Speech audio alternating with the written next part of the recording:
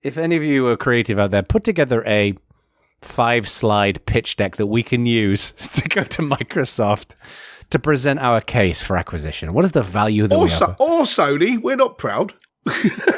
We aren't proud. I mean, hell, we're like the opposite of jumped proud. right into that.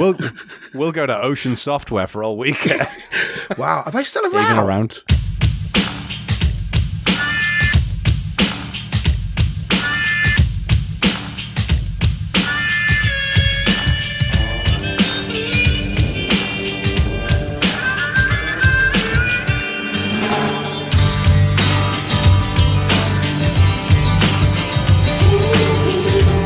Hello, boys and girls, and welcome to Bad Voltage Season episode 14. Is it 3 we're on? Season 3? Yes.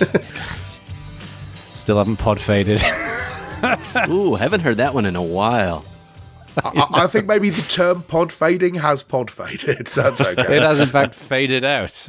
So we, in this show, are going to have a little bit of a change of scenery, and we're going to talk about hardware for the entire show. There's been some interesting stuff recently. Talking about the PlayStation 5, the Xbox. We're going to talk about the Pixel 5. We're going to talk a little bit about some acquisitions going on within the gaming world. And we're going to talk about it and dig into that in a whole load of detail. And hopefully, at some point throughout the course of this episode, get acquired by Microsoft. So, fingers crossed. That is the dream. We're going to need your help, good listeners, to do that. So, should we get on with it? Let's do it. I believe we shall.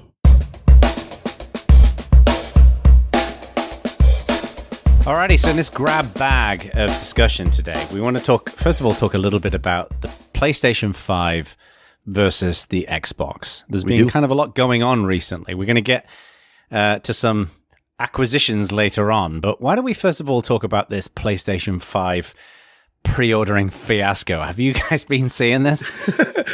It comes to a thing when PlayStation themselves, or Sony themselves, write on the PlayStation Twitter account, let's be honest, PS5 pre-orders could have been a lot smoother, winning the Understatement Award of 2020. Well played. So I've been tracking this fairly closely, and there's a little bit of background for people who are not familiar with this. So the PlayStation 5 was announced a while back and started getting people quite excited, like all new consoles do. But the PS5, I think, has garnered a lot more excitement than usual. And I think a big chunk of it partially was the Unreal Engine tech demo that we talked about a couple of months ago, which was mind-blowing to watch. So anyway, so PlayStation... Well, I should fill in an extra piece of background for people who are new to the show. If Sony were to release a head of broccoli in a nice black box, Jono would buy it. So this is true. Quite how they're going to be able to get in-app payments into that head of broccoli is beyond me. But you watch, man. Electronic Arts will help them to figure it out. So they did that, and they had like a couple of different kind of like shows, like live events where they showed gameplay and whatever else.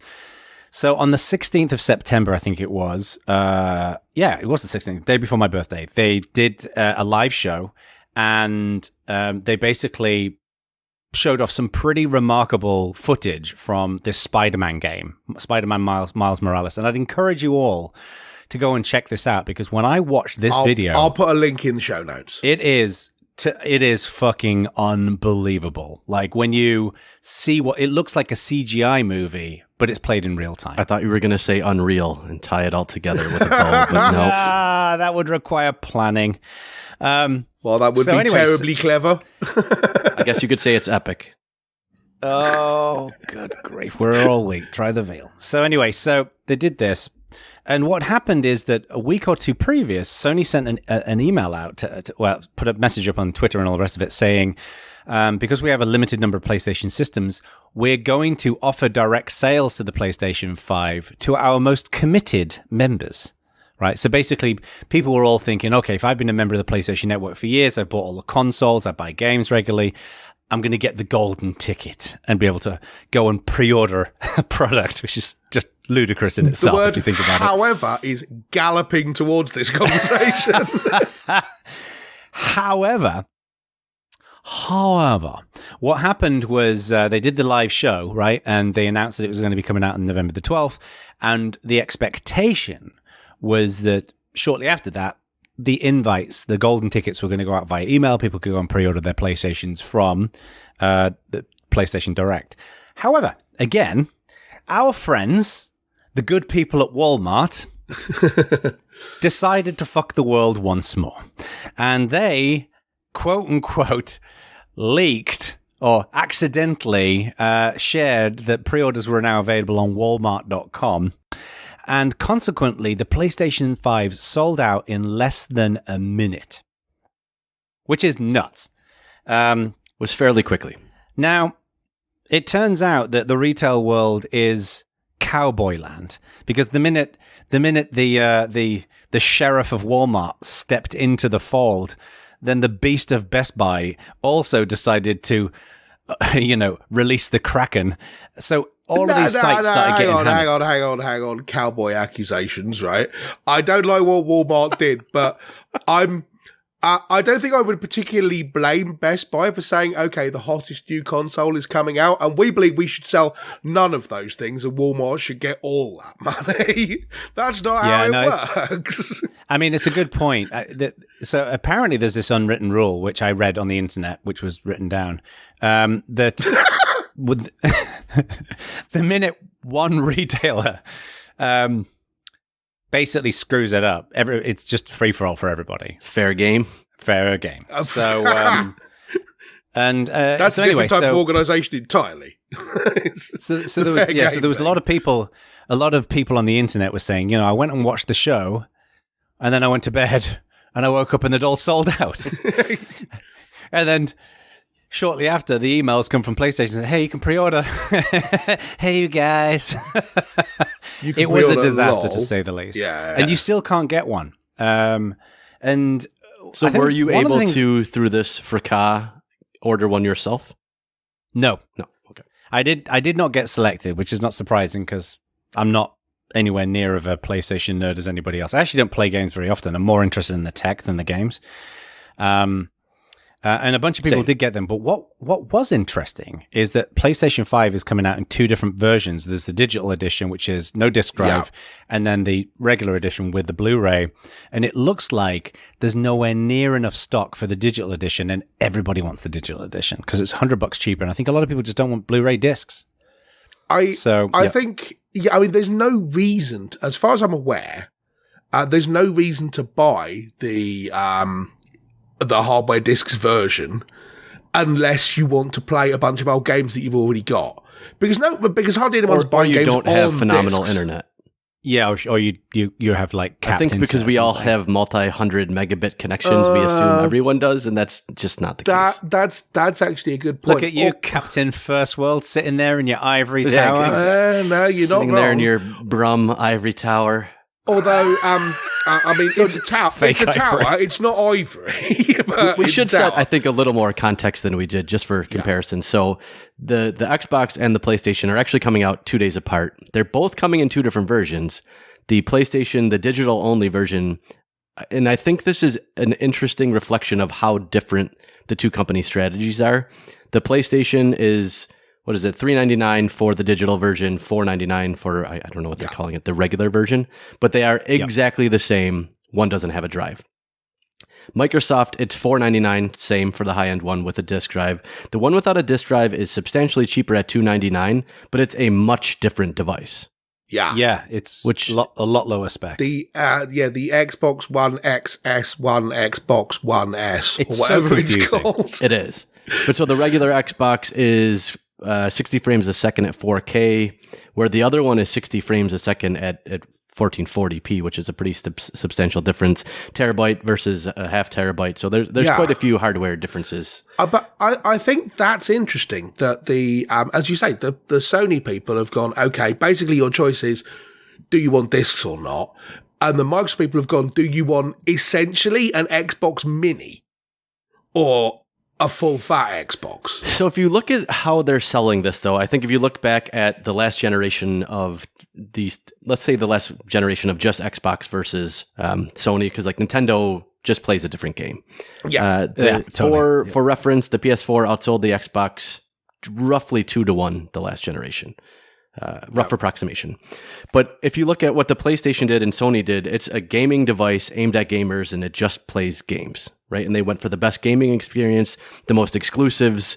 That's it. That was their plan. Where Xbox really tried to make it the hub of the living room. The home so media it happened hub to game, but they included the Kinect, and they did a whole bunch of things that really, they wanted to be the entertainment center that powers your living room. And Sony have that stuff in there. I mean, even back to the PS3, you had DLNA and stuff like that, DNLA, all that stuff. But it's an afterthought, right? It's a bag hung on the side. The goal is, as you say, it's a gaming device. And yeah, if you know what you're doing, you can play videos through it.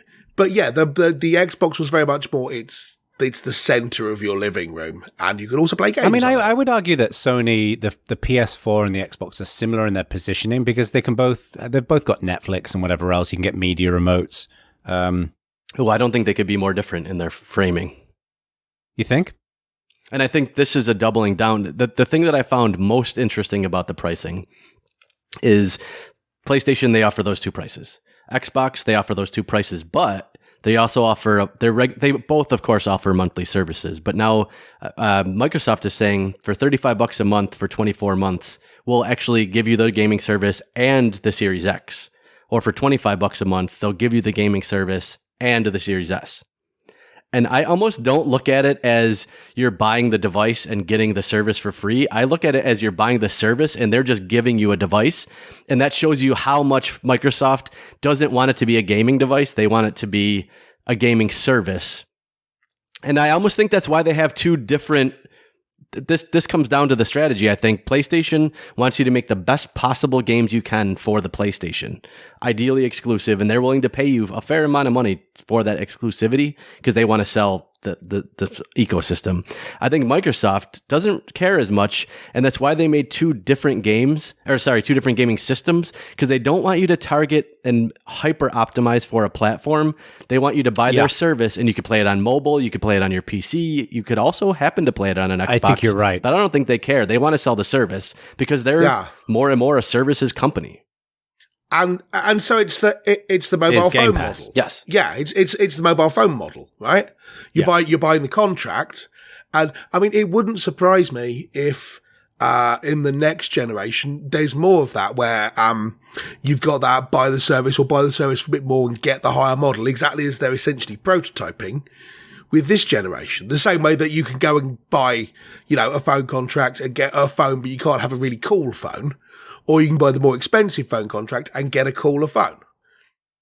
I think what's so interesting about this is that when you look at Sony, Nintendo, and PlayStation, like Jeremy said earlier on, they're very, very different, right? So Sony has always been Nintendo, the hardcore. Microsoft. Sorry, yes, the Sony has always been the hardcore gamers platform, right? As one tiny example, I tried to go and find a game, like an adventure game that Jack and I can both play. Jack's, for people who don't know, is my son. And it was very, very difficult to find something for kids that's an adventure on PlayStation. Everything's rated teen, mature, whatever else. Switch everything's ideally suited towards children, right? And it's a great platform for that. And I agree with you, Jeremy, that Microsoft are putting Game Pass at the center of their strategy. And one of the things that Sony have said subsequently is that they're committed to the idea of generations. So they believe it's important that essentially when the PS5 comes out, they're not going to focus as much on the PS4. There'll always be like a long tail of games that will come out, but their primary efforts are going to be towards the PS5. And that to me is interesting because on one hand, I think if you're really into gaming, you're always pushing the fold with that. And I think that the PlayStations for me have always been more exciting in terms of technology, and the games are really good. Agreed. But they are always going to be more limited to that narrow market. And the challenge, of course, is the cost for the studios is going up. It costs $100 million to make a game now.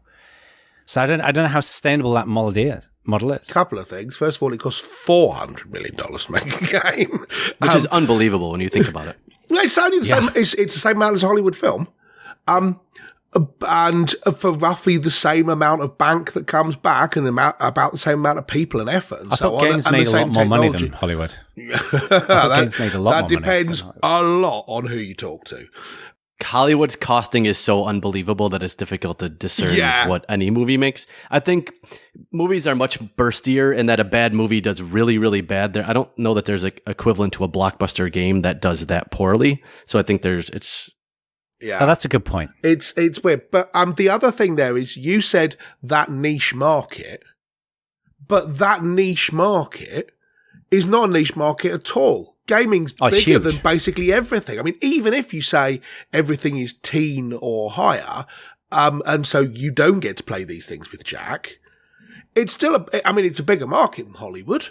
More people play games and more often than watch films.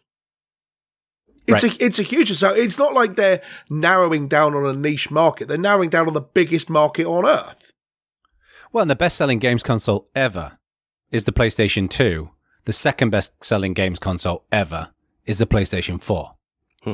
So they're clearly doing something right. And and all the analysts seem to think that the PlayStation 5 is going to severely outstrip the PS4. Wow. I thought you were being slightly hyperbolic here, Ak, not to interject. As of 2019, the video game business is now larger than the movie and music industries combined. Told ya. Wow, I did not know that. It's massive. Wow. Everyone's a gamer now. There's a lot of loneliness now there. This is the thing. I think people from our generation still have that slightly, someone alone in their parents' basement model for what a gamer is. $152 billion was the 2019 estimate for gaming. Everyone on Earth is a gamer. You are unusual if you're not. And there's a kind of mental thing that needs to change there. Well, that then begs the question whether the model that Xbox are focusing on with the Game Pass is going to be the right one. Because on one hand, it's like the Netflix model, right? You pay and you get access to the games. Sony have done this for a while with PlayStation Plus, where you get 2 free games a month, but you don't get to choose those games. And what was interesting is that when Sony did the last show before the pre-order fiasco, they announced something called the PlayStation Plus Collection, I think it was, where they basically provided access to like 20 PS4 games. So I think Sony plays at least in my opinion, the HBO game, and Microsoft is trying to play the Netflix game. HBO's whole thing is they have a thing you have to watch. Whether it's Game of Thrones or Sopranos, through the years, the thing has changed, where Netflix's idea is they don't have a thing you need to watch, they have something you want to watch all the time. And they're two fundamentally different models, but PlayStation goes more towards exclusives, and I think Game Pass is going more towards, we'll always have something for you to play, and PlayStation saying there's going to be a few games that come out every year that are PlayStation exclusives that you have to play.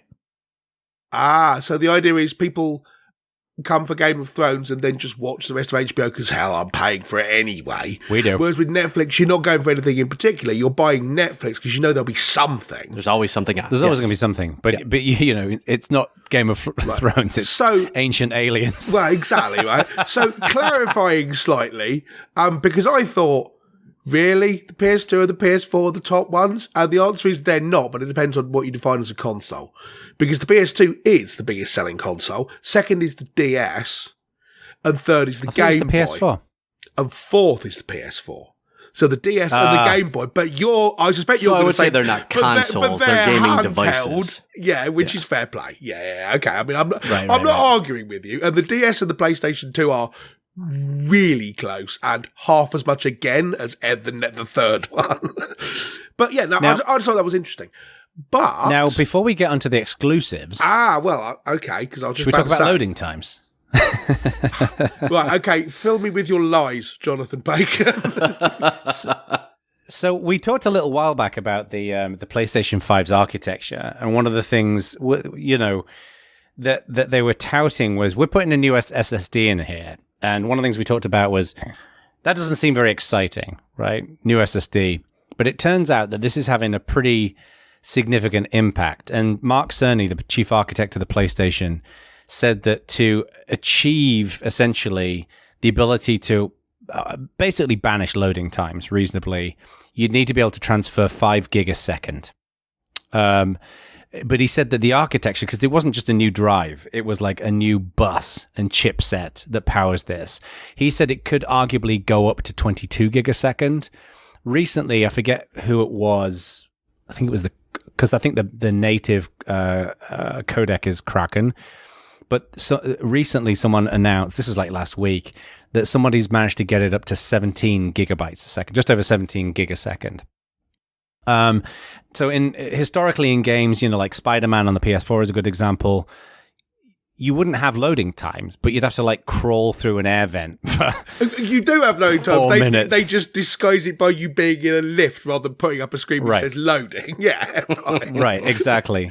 So just to put that in perspective, I went and did a little bit of rudimentary mathematics. 17 gigabytes a second is about 24 CD-ROMs being transferred a second, or 11,800 floppy disks, or 1.2 Kardashians. It's absolutely nuts how quick that is. And what's interesting about that is, historically in like the PlayStation 4, for example, they'd have to have lots of the same assets, right? So, if you're going to be at one particular point in the game and you need a post box, then it would be nearer to that particular bit on the disk is how they managed to get around this. They had to squeeze out every level of optimization. And now what's happening is you don't need those multiple assets, which means that games are smaller, but now they've got to have like movie quality assets, which take up more room. We talked about the assets thing a number of shows ago, actually. So I have a couple of thoughts about this. The first one is, I don't think, Jono, that you believe that the moon is actually made of cheese, but I think if a bloke from Sony said it was, you'd just buy it. But but secondly, I'm quite prepared to buy this. Yes, absolutely. That they can do this throughput. Games will take advantage of it. There will be no loading times in the first dozen games that are released. But what everybody does always is go, well, now we can load even more stuff. I mean, why is it that your laptop today is no actual faster than your laptop in 2005 was? Right? Yeah, but because if you give people more capability, they'll use it. And it's a good thing, right? Because then the first person who says, okay, I'm going to put even better graphics and do even more stuff in my game, and the penalty for that is you have to stand in a lift for 30 seconds, which everyone's used to anyway. No one will complain and that game will be better, and then everyone will do it. But it's certainly a big step increase, this, which is great. A couple of the reviews that I read basically said that playing a PlayStation 4 game on the PlayStation 5, you now realize how long the loading times were, and going back is maddening. I don't think that's going to happen, because while people will add more and more in and all the rest of it, and of course they're going to be able to get more sophisticated in using the hardware, like happens with every console. Yeah. I think the culture is going to be loading times will be unacceptable moving forward. I think gamers won't accept it. I would love to believe that, and we should revisit this 2 years from now, because I don't believe for a moment. Sounds like an early prediction here. It does. This is. I don't know how we test this. But one demo of this, right, that I'd encourage everyone to go and watch is that there's a video of the Ratchet and Clank game on the PS5, and I didn't really notice this until I saw a guy who I think he used to run part of Xbox, and he said he wasn't convinced about the SSD thing until he watched the Ratchet and Clank game. He said because there's like one bit in the game where they're in this what looks like an airport, right? All of those assets are loaded, but the idea of the game is you can go through like these portals, and then what happens is the character jumps into the portal and then immediately appears in what looks like a massive cityscape. And the guy was like, that is impressive. He said, because that wasn't just all the same assets, but rendered differently in a different part of the map or whatever. He said, that's a completely different set of assets that were pulled from the disk in less than a second to render this. And when you go and watch that gameplay, it is pretty mind-blowing just how impactful that is. So, yeah, I'd encourage everyone to go and check it out. But I think that's going to revolutionize games. I mean, certainly, I think, but that's what's supposed to happen when you get a new console, right? Well, this is why generations are important, right? Because this is why the Game Pass thing might not be a good idea. Because if every game has got to be backwards compatible to a Xbox 360. But I mean, people have always done that. games which come out. Yeah, I mean, there's a crossover period. Certainly there was between, say, the PS3 and the PS4 where people were releasing games which worked on both. And different versions for each, so you had stepped up graphics or what have you. But they were trying to at least release the game on the PS3 as well, because you had this huge installed base. But it wouldn't surprise me if Sony have figures and are prepared to share them with development studios to say, you know, like the iOS graphs where they can show you that 90% of people have upgraded in the first 2 weeks, and therefore you might as well only support the latest version of the OS, and Android ones are totally not like that. Yeah, Sony must know those figures, or some approximation to those figures. So I bet you they can say, look, there's no point. The reason we can push this whole generation strategy is that anyone who's got a PS4 probably going to buy a PS5 as well. So just stop making games for the PS4. They won't convince everybody. Yeah, I can't imagine what it's like to be in a position where you've got a product that's in such high demand that people are infuriated that they can't pre-order it to that level. I've never seen anything like it before. I mean, but then again, I don't hang out in pre-order. I don't hang out in the Apple early adopter world. Different community, man. Well, that plays into the whole point about which generation do you move to and so on. Exactly, right? Definitely segueing.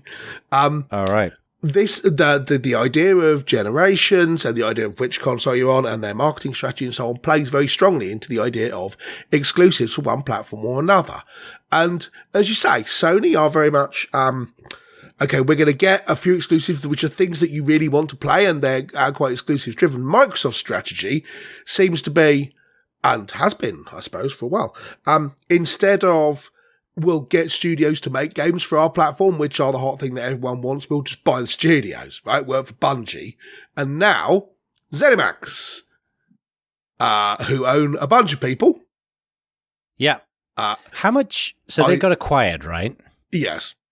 They did. How much was it? It was multiple, 7.5 billion, was it? Is that how much it was? Something like that? Oh, yes. We should have written this into the show notes. Yes, we should have done. I mean, Jeremy that figure sounds about feverishly researches this fact on the internet. I think it was 7.2 or 7.5. The thing that was interesting to me about the number is it was cash.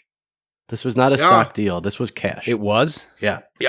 Holy moly. It's a lot of money. Lord. And, I mean, this is not the end, right? Satya Nadella has actually said Microsoft isn't done buying game studios.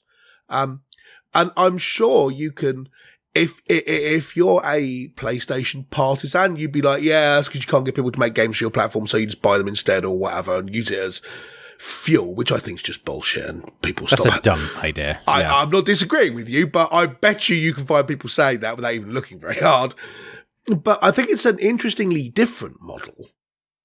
I mean, they're talking about the new acquisitions are being run semi-independently. I think this to me feels like the same way that GitHub runs semi-independently. I mean, it's pretty independent, but there's still a lean towards Microsoft goals. So I think I'm curious what strategy they will end up with, but to me it seems like they can almost have their cake and eat it too. And that if you look at recently Bethesda, which is one of the larger studios underneath it, released 2 upcoming games that were not PlayStation exclusives.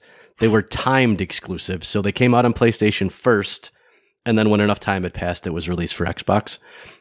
Yeah. Microsoft has said that they're going to honor those agreements. I don't expect that to continue to happen moving forward, but if you think about how they make their money, continuing to release on Steam, continuing to release on PlayStation makes sense as long as it's always available on Game Pass first. That's all that really should matter to Microsoft. So pulling it from Steam or pulling it from PlayStation doesn't make a ton of sense to me. Just not allowing them to have PlayStation timed exclusives is really, I think, what they're after. And when you spend $7.5 billion in cash, like you can't destroy value. And I think pulling from Steam, pulling from PlayStation realistically destroys value. Where you're creating that value is no matter what game it is that they release, day one, it's available on Pass. So why wouldn't you subscribe to Pass? If you buy 3 games a year at $70, Pass is free in effect. Yeah. So it gets everyone to subscribe. Well, it's the same mental model as Amazon Prime. You know, once you start getting close to the point where you're spending on delivery charges what you would have spent on Prime anyway, you go, well, I'll do that. I'll get all the TV for free or whatever. Yeah. And this is a similar kind of a vibe. And then you get all the extra crap they chuck into Game Pass, which you don't really care about, but it's nice once you've got it. I mean, it does suggest that Microsoft are very much going down, obviously, the Game Pass strategy, because then they'll just keep adding these titles in there. And I suspect that they won't release them on other platforms. So you think they'll pull from Steam and PlayStation?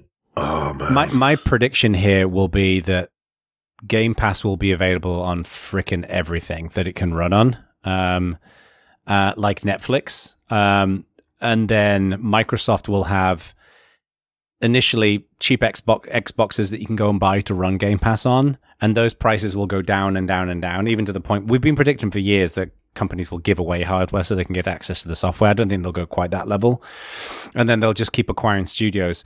So what will happen is that Game Pass Xbox will be a service as opposed to a hardware platform. And the platform just happens to be one of the things and the best optimized thing that you can play the games on. And then I suspect that the real thing will be then, you know, if you think about it from Microsoft's perspective, if you've got this library of amazing games that are exclusively available there, and then you'll obviously have lots of other studios who will release their games on Steam and PlayStation and Microsoft Xbox Game Pass. Then it means that, you know, you get all the PC gamers can come in, you can sell your consoles to get that as well. And then what happens is I think it will arguably potentially shrink the PlayStation's impact. Like, Nintendo won't be affected because that's a separate category that we've already talked about, but it will potentially really dig into PlayStation quite significantly. So who knows? I think it's an interesting strategy, but Microsoft always have been a platform ecosystem company. You know, have their stuff everywhere, a computer on every desktop. Yeah, you know, which is very much not the Sony vibe. It's interesting because I read an article by the chap whose name I can't remember, who founded Bethesda, Christopher Weaver, and he thinks it's very much a Microsoft own this so it won't show up on PlayStation. Or it's not so much an attempt to make the Xbox better, it's an attempt to keep this stuff a bit more away from the PlayStation ecosystem, whether that's because it arrives there late or it never arrives there at all. And, I mean, on the one hand, I kind of agree with you. I'm not sure that I kind of agree with Jeremy, rather, that I don't think that's right. I mean, if you are Bethesda and you're operating semi-independently, and you're exclusive to one platform, you're turning away from half the market. That's nuts. Yeah, but but then you dominate the market. That's the plan, isn't it? Yeah. And Microsoft have got the capital to be able to do that. But then, yeah, I mean, I'm not disagreeing with you that that's an idea, that's Microsoft's idea. But I don't think that would be Bethesda's idea. And if Bethesda go, we don't like the idea, Microsoft go, we don't care, do it anyway. I wonder how much the semi-independently actually matters when the rubber hits the road. Well, you could say that in the interim, there's going to be a viewpoint, because I imagine most games developers, they just want people to play their games, right? So for them, they probably care less about where their players are from. Probably care from a platform perspective, like how easy it is to build games for different platforms, right? Like the PlayStation 3 was widely known as being a pain to develop for, but they probably just want lots of people to play their games. The cell processor. Ooh. The cell processor. But if Game Pass ends up running everywhere, like if you can get it on Xboxes, like it wouldn't surprise me if Microsoft will make Game Pass available on PlayStation. Do you think Sony will let them? Probably not. For the same reason that I can't pay for Amazon purchases with PayPal, right? Right.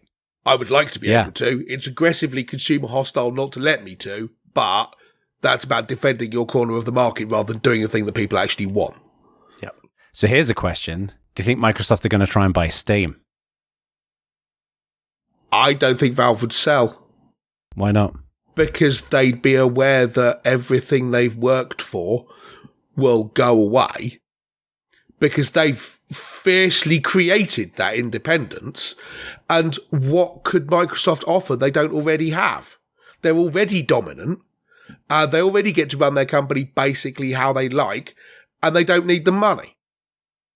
What Microsoft can do is say, I tell you what we'll do. We'll make sure all PC gamers start using your software, and Valve will go, they already all use our software.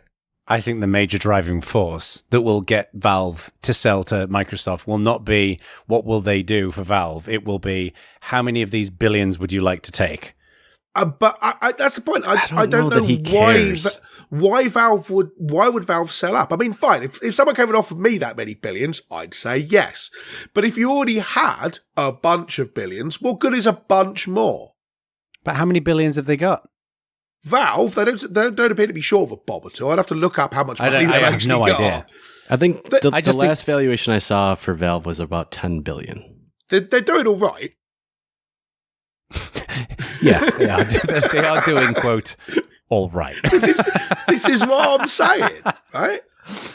I mean, it seems like it doesn't seem out the realm of possibility that they would be. Microsoft would at least attempt to acquire them. I'm sure Microsoft would offer, but I can't think why Valve would say yes, because it can't be just because of the money, and I don't know what goals they would have, which being acquired would help them achieve, which they couldn't achieve if they weren't acquired. If you see what I mean, you could see it as a strategic move.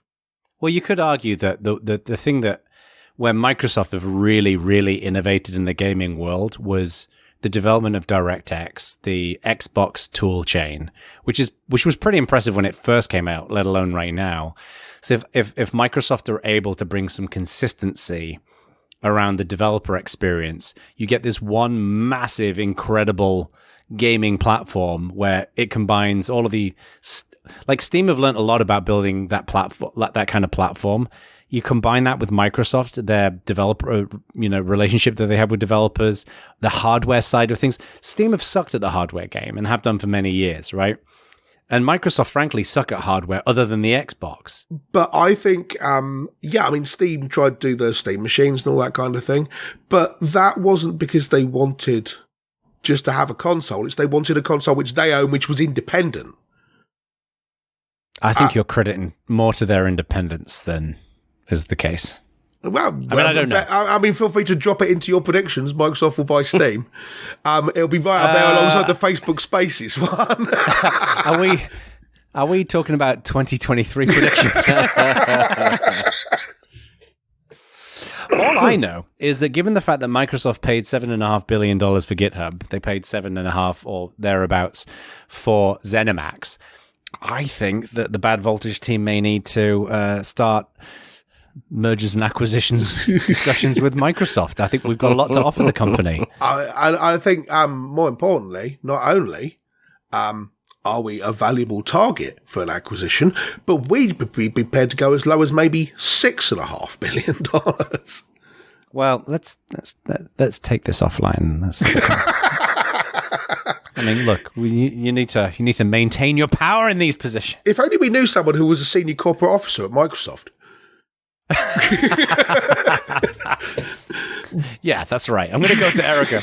So, Erica, is there any chance you could help us to get acquired by Microsoft for somewhere in the region of about $6.5 billion? Can you imagine our pitch deck? Can you imagine what that would look like? By the way, all right, this is a task for the audience. If any of you are creative out there, put together a 5-slide pitch deck that we can use to go to Microsoft to present our case for acquisition. What is the value of Sony? We're not proud. We aren't proud. I mean, hell, we're like the opposite of jumped proud. Right into that. We'll go to Ocean Software for all weekend. Wow, are they still around? Even around? I don't think so. They can't be around. Ocean 3D Realms. Jono Bacon's Psygnosis. Psygnosis are now. I'm not sure I've got this right, but I think Psygnosis, who made Lemmings, are actually now Naughty Dog, made Uncharted. Oh. And Crash Bandicoot and everything. It's all the same company through various transitions. I'm not 100% sure about that. So someone who actually knows the history here will probably correct me, and maybe they've just got, one person who was employed by the same companies or whatever.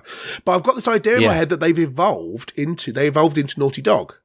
For when they did Crash Bandicoot, and now they're doing Uncharted. Wouldn't surprise me. Is it going to be an Uncharted for PS5? Is it going to be Nate's daughter, Cassie, or whatever her name was? Anyway. I don't know. I've never played the Uncharted games, but I've heard they're very good. I'll tell you one thing I've discovered through this whole debacle is that gamers are a very angry group of people at times. One thing that I found quite hilarious is when they first unveiled, just as a quick story, when they first unveiled the PlayStation 5's design, like it's all white. I think it looks quite attractive. And someone was moaning about it, saying, "This is going to look terrible in my room. It's really bad. I can't believe they did this." And someone else responded and said something along the lines of, "It's hilarious to come onto Reddit and watch a bunch of people complaining about the aesthetics of a games console when it's going to sit in their disgusting little bed sit in front of their crusty bed sheets." Boom. I quite like the sort of swoopy look of it. I do, yeah. It's different, apparently, for sure. Apparently it's massive. Apparently it's huge. Actually, I've not actually seen, that's a very good point now that you say that. I've not actually seen any shots of it, banana for size shots or whatever. I've just seen some, and I'm not even sure that any of the shots I've seen have actually been real live models of it, as opposed to mock-ups in Blender. I've not seen it next to anything that would give you real perspective on the size. Yeah. Now I'm curious.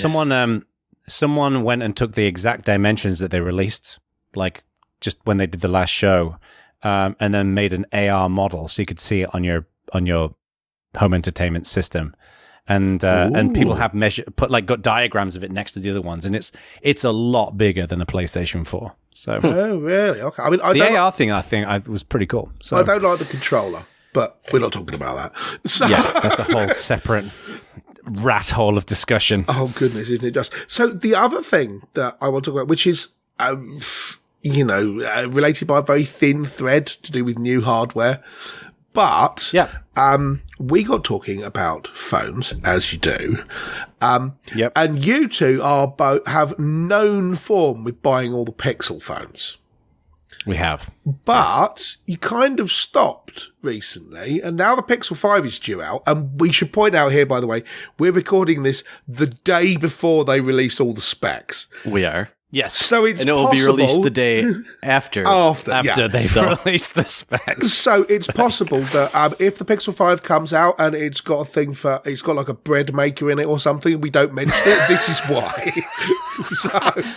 Bread maker. You don't know, right? Google technology.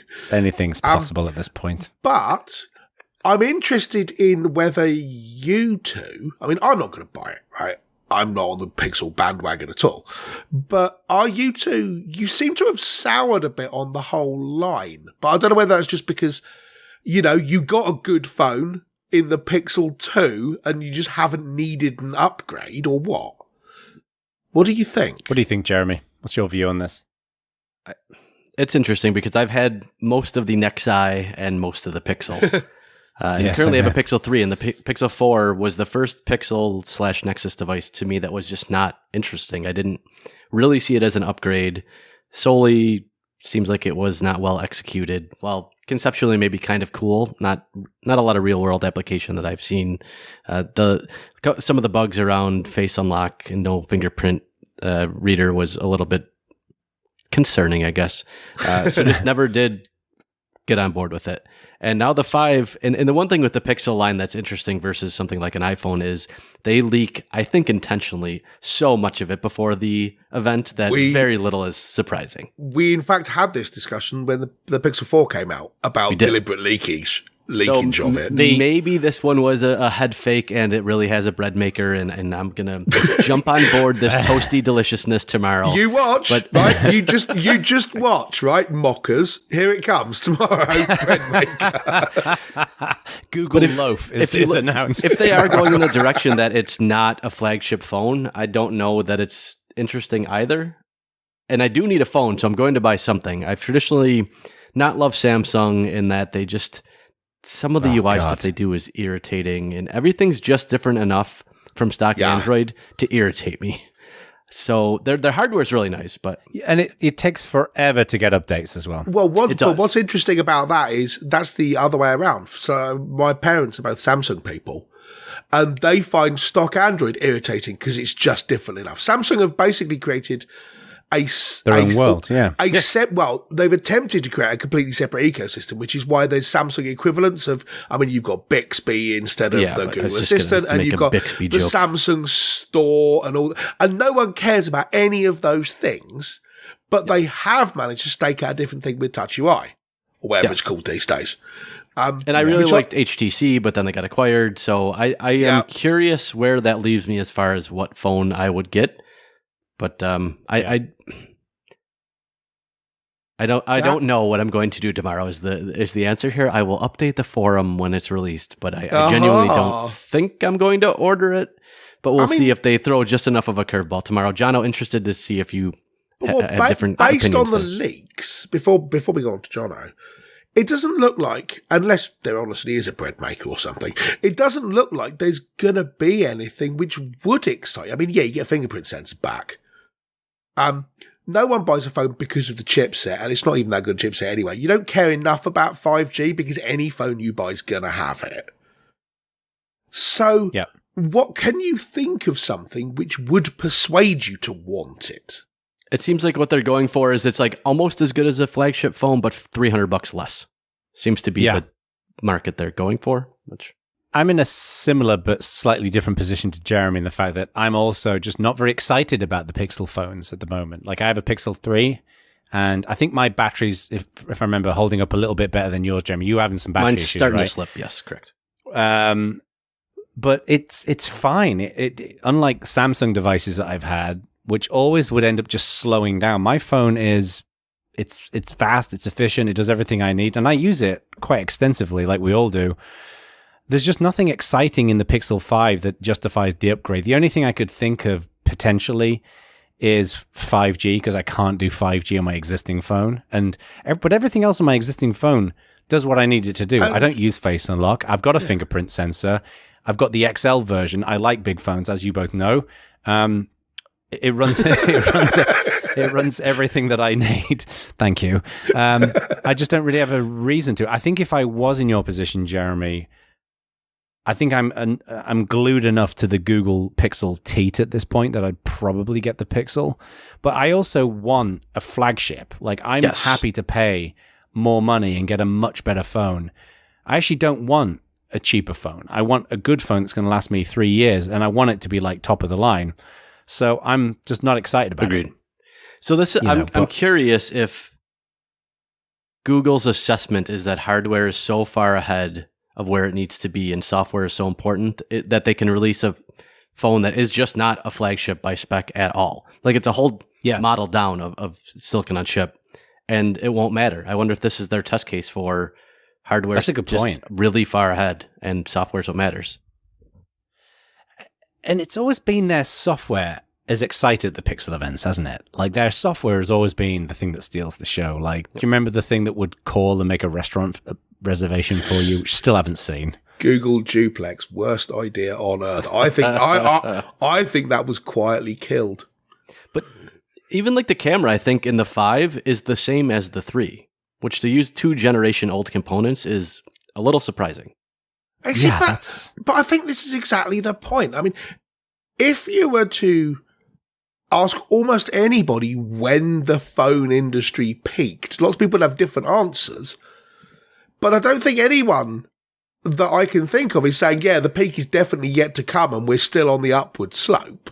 They might argue that the peak was the iPhone 5 or the Pixel 2 or the Nexus S or the Nokia 3210 or whatever, but... So I will admit to not being steeped in the Apple's ecosystem as some are. Do iPhone owners feel this way? Most of the iPhone owners I know, who skew to a very sort of tech bent, obviously, but iPhone people I know who are normal people just go, I need a new phone, I'll get that. Or Apple have got the sort of slightly fashionable thing going on. But for example, my daughter has an iPhone 8. iPhone 8 Plus, actually. Which And one's that? I'm not up with. Is that the most recent one? Or no. It's like 3 or 4 models ago. And sure, she'd like a newer one. Of course, it's the X, isn't it? Yeah. But if you're no one around her is prepared to drop £1,000 on a phone for her to have her included. So if you had an iPhone 10 right now, are you clamoring? I guess this is a question for the community. If you have a 10 or even an 11 or whatever they're calling it, if are you clamoring for the 12, which comes out in a month or comes out next month? Correct? I believe so.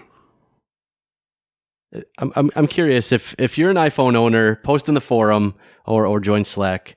Are you clamoring for the next iPhone? Is there something you really are looking forward to? Or is it just when this phone dies, I'll buy whatever the current model iPhone is?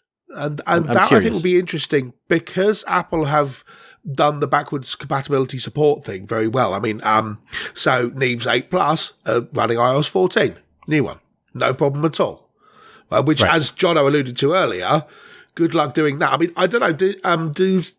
How far back does Android 11 go on the Pixel lines? I just got the Android 11 update like 3 days ago. Yeah, but you've got a Pixel 3, the right? Pixel 2? Yeah. Right, so the Pixel 2 does it. Right, I wasn't sure how far back it went. And I mean, I think Google, what's interesting to me is taking a slight step back. At least part of the point of the Pixel line was to demonstrate what an Android flagship could be. Here's something which definitely uses all the stuff that we're putting into the software, and we'll show you that we'll do backwards support. So here is a phone which is 4 models old, which is still getting the newest version of Android. Look, it is possible. Please, journalists, stop talking about how Android is fragmented and start talking about how Android manufacturers who aren't Google are making it fragmented. Stop blaming us for it because we can't fix it. And to a large extent, I think they've done that. They have demonstrated the concept of an Android flagship in a way that didn't really exist before.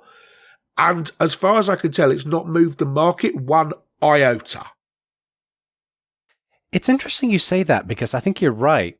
It almost seems like the problem here is a marketing one, because I think Jeremy would probably agree that the Pixel phones have historically been very good, and they're very good Android phones. But it's amazing to me that Google, as large and ubiquitous as they are unable to be able to percolate enough into the consumer phones market and get everybody to think I should get a Pixel phone because, I get access to the information fast. I can run all the applications that I want. They've just not been able to do that. Utterly failed in the market. I don't. Yeah. So don't forget that Google, from an organizational structure, their product folks struggle a bit. Yeah. In general. Yeah. Not this just happens with the all the Pixel. time. To the point now where, they announced Google Tables the other day, and I thought, this won't be around in a year. Hang on, what's Google Tables? I don't even know about this. It's like Airtable equivalent.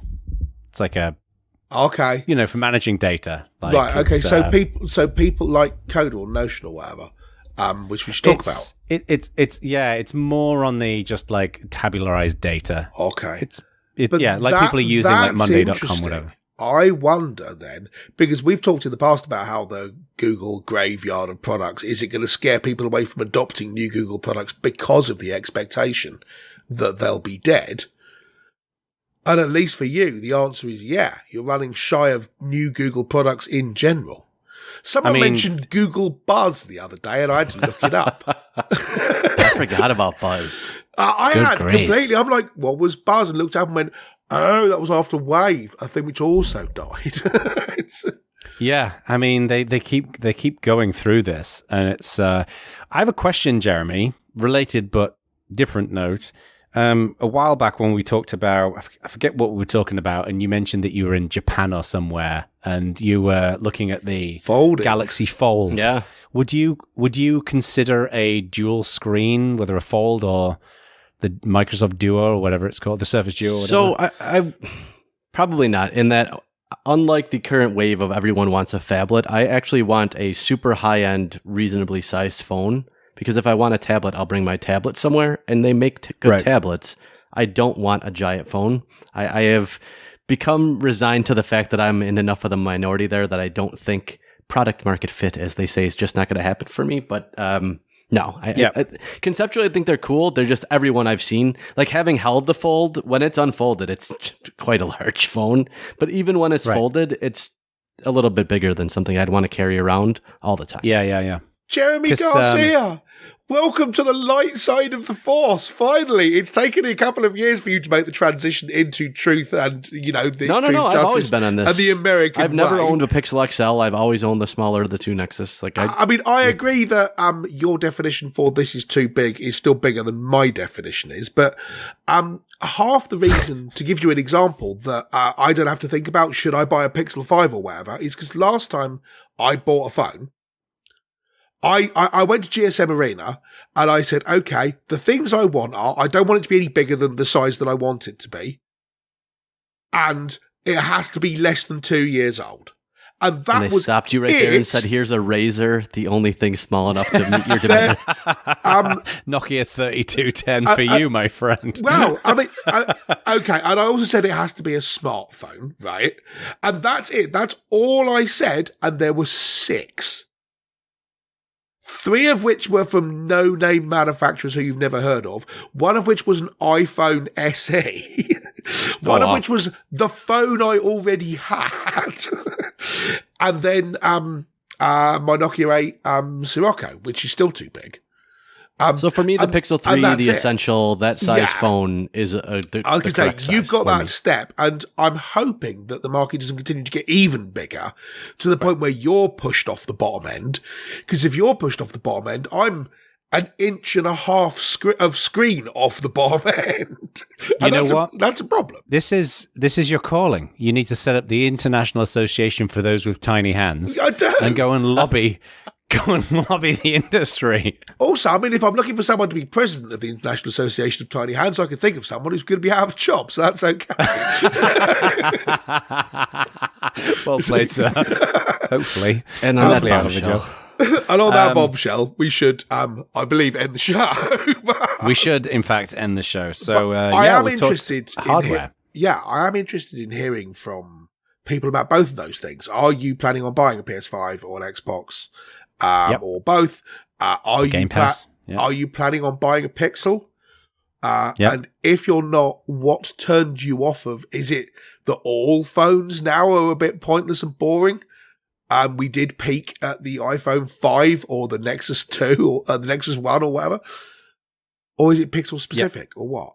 And send us your 5-pitch, your 5-slide deck for us to get bought by Microsoft. That'd be great. We do. We would like to be bought by Microsoft, although I worry that certain more fringe elements of the open source and free software community may physically explode if we get purchased by Microsoft. It's finally happened. We're not playing to them anyway. No. So, alrighty. The other thing I want to say is, I want to mention Marius from Nerd Zoom Media, who does all our editing. Yes. Because he's really cool and he does a really good job. And thank you very much. Hooray. He does. We very much thank you, Marius. And you can go to nerdzoom.de to find out more about Nerd Zoom Media. They do a fantastic job. And we'll see you lovely people on the other side. Bye, everyone.